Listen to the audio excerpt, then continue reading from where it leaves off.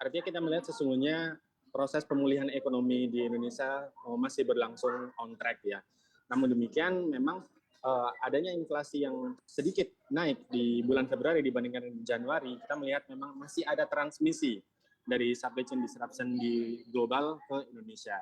Terutama kita kalau melihat faktor-faktor ataupun komponen-komponen yang menjadi penyumbang inflasi di bulan ini, kita tidak melihat ada beberapa komoditas yang selama ini memang mengalami kenaikan harga. Demikian Mas Bram. Oke, baik.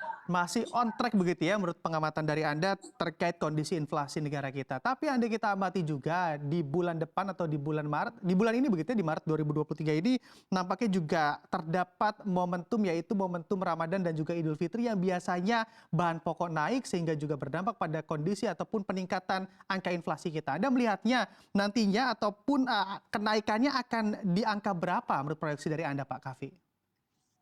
Ya, betul.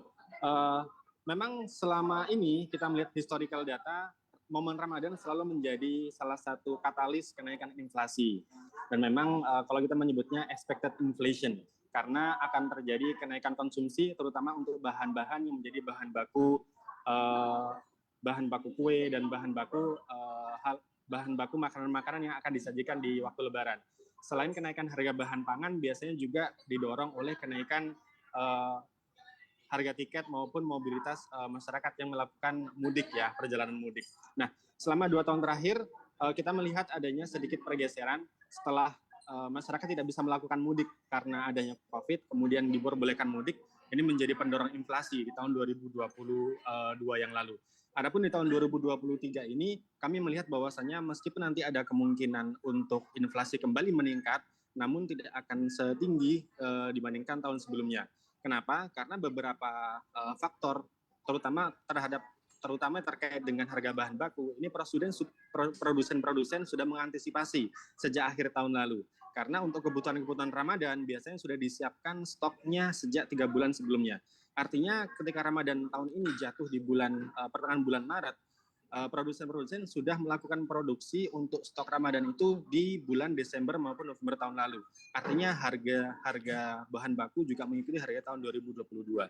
Sehingga jika pun nanti terjadi kemungkinan kenaikan inflasi, kami memperkirakan tidak akan setinggi kenaikan inflasi tahun sebelumnya ketika Ramadan. Demikian Mas Bram. Oke, baik. Anda tadi sebutkan expected inflation ataupun sudah terekspektasi pada sebelumnya begitu ya, Anda terkait peningkatan harga ini. Tapi kalau misalnya dari point of view Anda ataupun pengamatan dari Anda, ekspektasi apa terhadap pemerintah yang mana juga kiranya mampu menahan laju inflasi yang sudah diekspektasikan tersebut? Ya, baik. Kami melihat bahwasannya selama ini kebijakan yang diambil oleh Bank Indonesia maupun Kementerian Keuangan dalam konteks untuk menjaga stabilitas makroprudensial, terutama Bank Indonesia ya dalam menjaga inflasi dengan kenaikan suku bunga cukup efektif. Namun demikian memang masih ada beberapa yang perlu kita upayakan lebih lanjut lagi. Adapun terkait dengan ekspektasi di momen Ramadan nanti, kami berharap dan kami melihat bahwasannya pemerintah masih bisa lebih baik lagi mengendalikan inflasi terutama dalam menjaga ketersediaan bahan baku pangan ataupun supply di pasar sehingga harga-harga masih dapat dikendalikan dan tidak melonjak terlalu drastis lagi.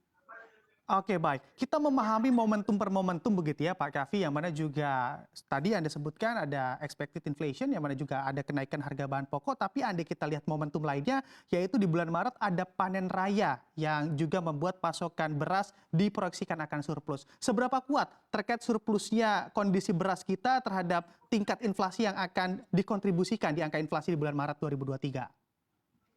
Ya, baik terkait panen raya ini menjadi good news juga yang kami memperkirakan akan sedikit membantu untuk meredam inflasi. Namun yang perlu kita perhatikan bahwasannya setelah panen raya ini kan memerlukan distribusi waktu untuk sampai ke pasar ya, untuk sampai ke market sekitar 2 bulan sampai 3 bulan sehingga hasil dari panen raya tersebut bisa didistribusikan ke masyarakat. Nah, selang waktu distribusi ini inilah momentum yang pemerintah bisa berkontribusi dan juga andil dalam rangka untuk menjaga ketersediaan beras di pasar sebelum sampai akhirnya hasil panen raya tersebut didistribusikan secara optimal ke masyarakat atau ke pasar, Mas Bram. Oke, berarti ada peluang begitu ya untuk kenaikan inflasi bulan Maret juga melejit karena memang masalah faktor distribusi juga menjadi tantangan tersendiri oleh pemerintah terkait distribusi bahan pangan. Tapi kalau kita mengamati juga secara sentimen lainnya, di mana juga melihat proyeksi inflasi di tahun 2023 ini seperti apa sih Pak Kavi, di tengah masih adanya ancaman yang kalau kita ketahui juga perang masih berlangsung antara Rusia dan juga Ukraina, lalu juga belum ada sinyal dari Bank Indonesia untuk menaikkan suku bunga kita.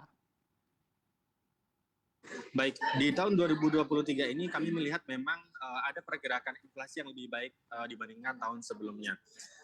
Di akhir tahun kami memperkirakan inflasi sedikit lebih landai, yakni di sekitar 4,04%. Artinya mungkin masih mendekati target sasaran Bank Indonesia yang 3 plus minus 1. Kami melihat memang ada kenaikan hingga pertengahan tahun di kuartal pertama ini setelah momentum Lebaran, namun kemudian kami harapkan dan kami prediksikan akan kembali melandai hingga akhir tahun nanti di sekitar 4%.